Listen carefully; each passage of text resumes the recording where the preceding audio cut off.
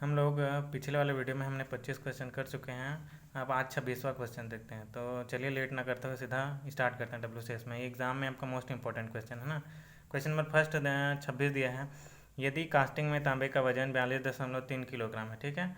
क्या बोल रहा है कि कास्टिंग में तांबे का वजन जो दिया है वो आपका 42.3 किलोग्राम है और टीन का वजन 2.7 किलोग्राम हो, तो तांबे का परसेंटेज क्या होगा। तो इसको कैसे निकालेंगे। इसका आंसर आएगा बी 94%। कैसे आएगा वो दिन में बता देता। देखिए ये है इसका सॉल्यूशन। टोटल वेट जो दिया है आपका 42.3 kg, टीन जो दिया है 2.7 किलो। तो टीन का परसेंटेज पहले निकालेंगे, तो 2.7 बटे 42.3 कैसे। तो 42.3 में 2.7 भाग टीन का है, ठीक है, गुणित 100। तो ये इसका परसेंटेज कितना आ गया 6.38% है ना, मतलब 6% मान के लेते हैं ना। अब तांबे का निकालेंगे, तांबे का परसेंटेज पूछा है तो 100 में टीन का परसेंटेज को घटा देंगे, तो 100 माइनस 6% कितना आ गया आपका 94%। तो इसका आंसर क्या आएगा, ठीक है, बी। 26 का आंसर क्या आएगा, बी। चलिए देखते हैं 27 नंबर। क्वेश्चन नंबर 27 है आपका। यदि एक मोटरसाइकिल है ना, जो टायर है उसको 300 रुपये में बेचा जाता है तो उसे 25% का लाभ होता है, तो खरीदी मूल्य क्या होगा। इसमें बोला है कि सेलिंग प्राइस दिया है 300 रुपये में बेच देते हैं और 25% का लाभ हो रहा है, तो उसे खरीद मूल्य क्या होगा। तो इसको कैसे बनाना है, तो मैं इसको आपको बता रहा हूँ, है ना। देखिए टायर का जो हम लोग बेच रहे हो कितना है 300 रुपये है, उसमें लाभ 25% का मिल रहा है और उसका कॉस्ट प्राइस हमको क्या करना है, निकालना है, ठीक। कॉस्ट प्राइस मतलब जितना में वो खरीदा होगा।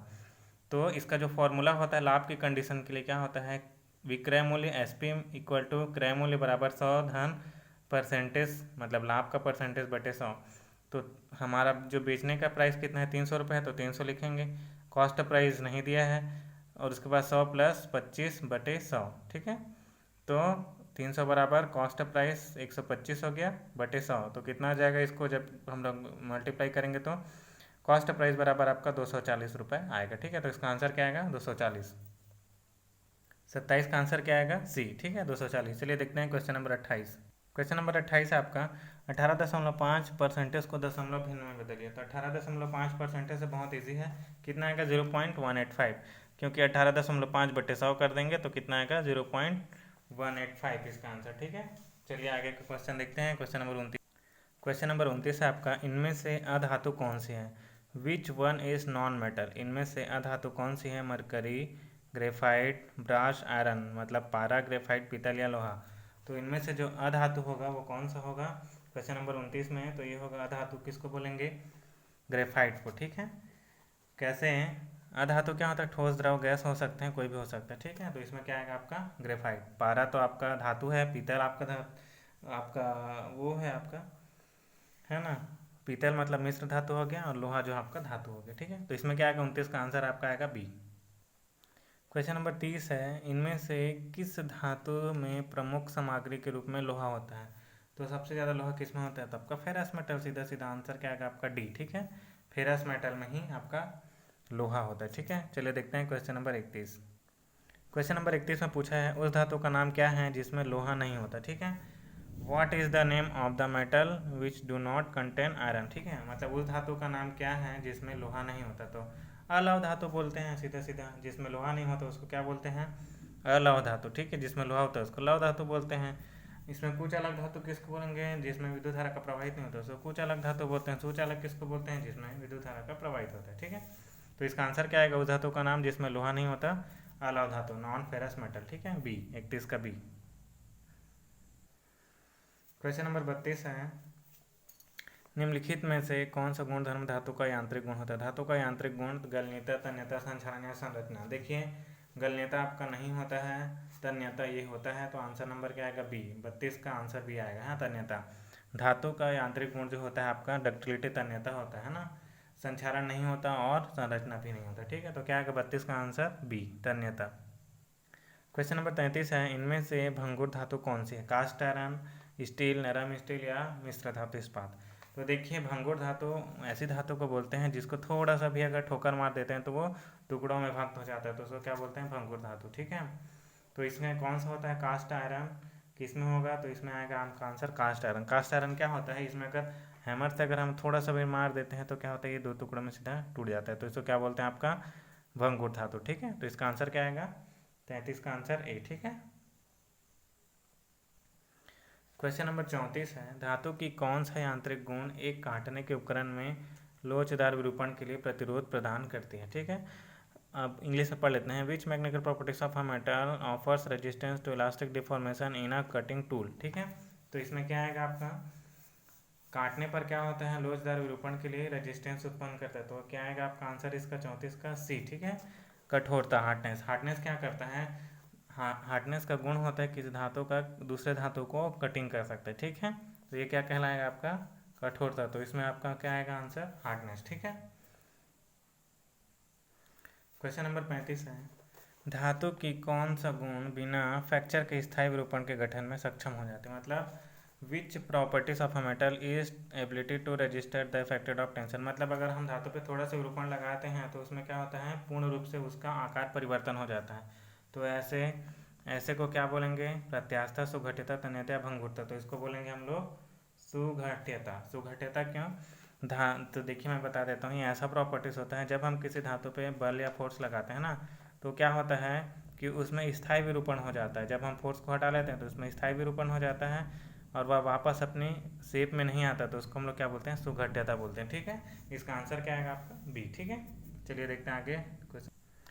क्वेश्चन नंबर 36 है आपका, धातु का कौन सा गुण बल लगाने पर विरूपित तथा बल हटाने पर वापस अपने पूर्वावस्था में आ जाता है। तो देखिए, यदि हम किसी धातु पे थोड़ा सा मतलब बल लगाते हैं तो उसमें क्या हो जाता है, थोड़ी देर के लिए वह परिवर्तन हो जाता है उसके शेप में, लेकिन जैसे ही बल को हटाते हैं वापस अपने रूप में आ जाता है। तो ये कैसा गुण है, आघातवर्धकता, प्रत्यास्थता, दृढ़ता, सुघट्यता। तो ये है आपका इलास्टिसिटी का गुण है। ठीक है, आंसर नंबर सी, इलास्टिसिटी, प्रत्यास्थता। ठीक है, क्या आएगा इसका, इलास्टिसिटी। ठीक, चलिए देखते हैं क्वेश्चन नंबर 37, इनमें से धातु की कौन सा गुण जिससे धातु को गर्म करने पर पिघल जाता है। ठीक है, धातु को जब हम लोग गर्म करते हैं तो पिघल जाता है, क्या है, चालकता, अर्थ होता है गलनीयता या दृढ़ता। तो ये आपका आएगा 37 का सी। ठीक है, गलनीयता। गलनीयता मतलब जिसमें हम धातु को गर्म करते हैं तो क्या होता है, वो पिघल जाता है, तो उसको क्या बोलेंगे, फ्यूजिबिलिटी, गलनीयता। ठीक है, चलिए देखते हैं क्वेश्चन नंबर 38, ये आपका मोस्ट इंपॉर्टेंट क्वेश्चन है जो कि आपका हर एग्जाम में आया है ITI के।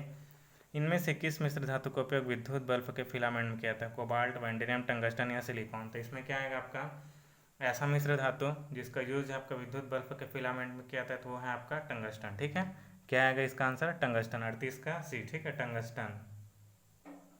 क्वेश्चन नंबर 39 है, पीतल में कौन कौन सी मिश्र धातु होती है। ये मोस्ट इंपॉर्टेंट क्वेश्चन, ये आपका हर एग्जाम में आया है। पीतल में कौन सी मिश्र धातु होती है, कापर या एल्युमिनियम, कापर या सीसा, कापर या जस्ता, कापर या टिन। तो क्या आएगा आपका, कापर और जिंक। पीतल में कॉपर और जिंक होता है और कांसा में जो होता है आपका कॉपर और टिन होता है। ठीक है, तो इसका आंसर क्या आएगा आपका सी। ठीक है, 39 का आंसर क्या आएगा आपका सी। चलिए देखते हैं क्वेश्चन नंबर 40।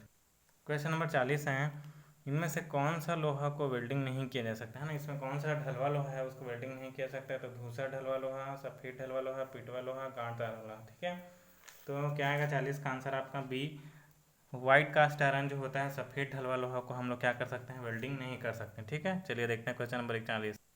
क्वेश्चन नंबर 41 है, इनमें से किस धातु को फोर्ज नहीं किया सकता। फोर्ज मतलब जिसको हम लोग पीटते हैं ना, तो फोर्जिंग कहलाता है। तो इसमें फोर्जिंग किस में नहीं किया जा सकता है, तो फोर्जिंग जो है आपका कास्ट आयरन को आपका फोर्ज नहीं किया जा सकता। ठीक है, 41 का आंसर आएगा डी, कास्ट आयरन का अगर हम लोग हथौड़े से पीटेंगे तो क्या हो जाएगा आपका, टूट जाएगा। ठीक है, तो इसलिए कास्ट आयरन को हम लोग फोर्ज नहीं कर सकते। 40 का आंसर आएगा आपका डी। मशीनरी भागों की ढलाई बनाने के लिए किस धातु का व्यापक रूप से उपयोग किया था। ठीक है, जो मशीन वाला भाग होता है ना, उसे मशीन है ना, तो उसको मशीनरी पार्ट्स को किस प्रकार के धातु का उपयोग करते हैं। तो grey cast iron, white cast iron, malleable cast iron या वर्सा कास्ट आयरन। ठीक है, तो जो मशीनरी भागों को है ना बनाने के लिए जो है आपका किस धातु का उपयोग करते हैं, तो इसका आंसर आएगा आपका आंसर नंबर 42 का ए। ठीक है, grey cast iron. Grey cast iron से हम लोग मशीनरी भागों का कास्टिंग करते हैं। ठीक है, ढलाई किया जाता है। ठीक, चलिए देखते हैं क्वेश्चन नंबर 43। क्वेश्चन नंबर 43 है, लौह अयस्क से पिग आयरन बनाने के लिए किस भट्टी का उपयोग किया था। लौह अयस्क से पिग आयरन बनाने के लिए किस भट्टी का प्रयोग किया जाता है। तो हल्के steel battery, electric battery, blast furnace या कपोला। ठीक है, तो 43 का आंसर क्या आएगा आपका सी, ब्लास्ट फर्नेस। जो हमारा लौह अयस्क से पिग आयरन को है ना, पिग आयरन बनाने के लिए किस भट्टी का उपयोग करते हैं, लौह अयस्क से, तो ब्लास्ट फर्नेस का यूज़ करते हैं। ठीक है, आंसर नंबर सी। ठीक, लौह अयस्क से पिग आयरन बनाने के किस भट्टी का यूज़ करते हैं, तो ब्लास्ट फर्नेस। क्वेश्चन नंबर 44 है कास्ट आयरन मतलब ढलवा लोहा बनाने के लिए किस भट्टी का यूज़ किया था। ठीक है, तो जो कास्ट आयरन होता है ढलवा लोहा बनाने के लिए किस भट्टी का यूज़ किया था, cupola, blast furnace, mild steel, steel river या एलॉय मेटल। ठीक है, तो ये इसका आंसर क्या आएगा 44 का ए, कपोला। ठीक है, जो कास्ट आयरन बनाने के लिए किस भट्टी का यूज़ किया था, तो आपका कपोला भट्टी। ठीक है, क्वेश्चन नंबर 45 है निम्न कार्बन स्टील का दूसरा नाम है, मतलब जो लो है ना, लो कार्बन स्टील का दूसरा नाम क्या होता है, तो low alloy steel, high alloy steel, high speed steel या माइल्ड स्टील। तो क्या होगा, माइल्ड स्टील। माइल्ड स्टील को हम लोग क्या बोलते हैं, लो कार्बन स्टील। ठीक है, लो कार्बन स्टील को हम लोग बोलते हैं माइल्ड स्टील। ठीक है, तो इसका आंसर क्या आएगा 45 का डी।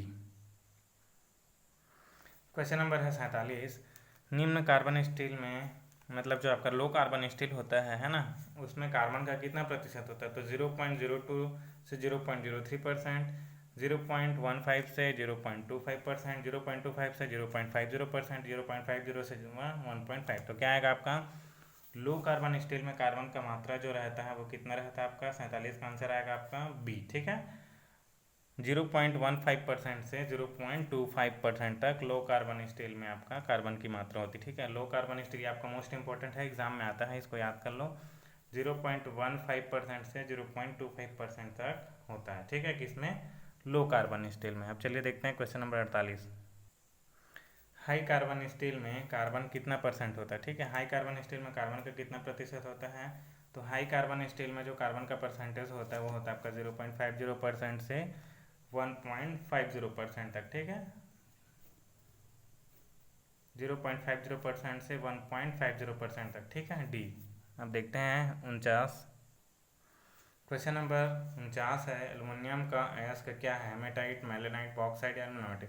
देखिए एल्युमिनियम जो है क्या होती है, एक है ना आपका धातु है, ये क्या होता है इसका, एल्युमिनियम का अयस्क क्या होगा, हेमेटाइट तो लोहा का होता है, मेलेनाइट ये भी नहीं होता, बॉक्साइट तो आपका क्या होगा 49 का आंसर सी। ठीक है, बॉक्साइट। एल्युमिनियम का अयस्क क्या होता है आपका हर एग्जाम में आता है, तो आपका बॉक्साइट। ठीक है, अब क्वेश्चन नंबर 50 देखते हैं। क्वेश्चन नंबर 50 है धातु का वह गुण जिससे धातु का बिना टूटे तार के रूप में खींचा जा सकता है। ठीक है, तो वो क्या कहलाता है आपका डक्टिलिटी, मेलेबिलिटी, हार्डनेस या ब्रिटलनेस। तो धातु का वह गुण जिससे धातु को बिना टूटे तार के रूप में खींचा जा सकता है, तो आपका कहलाता है आपका डक्टिलिटी। ठीक है, डक्टिलिटी धातु का ऐसा गुण है जिसमें धातु को खींच के तार के रूप में परिणित किया सकता है, तो क्या कहलाएगा आपका तन्यता। ठीक है, ये आपका 50 का आंसर ए। ठीक है, आगे की जो और 25 क्वेश्चन होंगे उसको हम लोग नेक्स्ट वीडियो में करेंगे। ठीक है, अगर क्वेश्चन अच्छा लगा तो हमारे वीडियो को लाइक तथा सब्सक्राइब कीजिए हमारे चैनल को। ठीक है।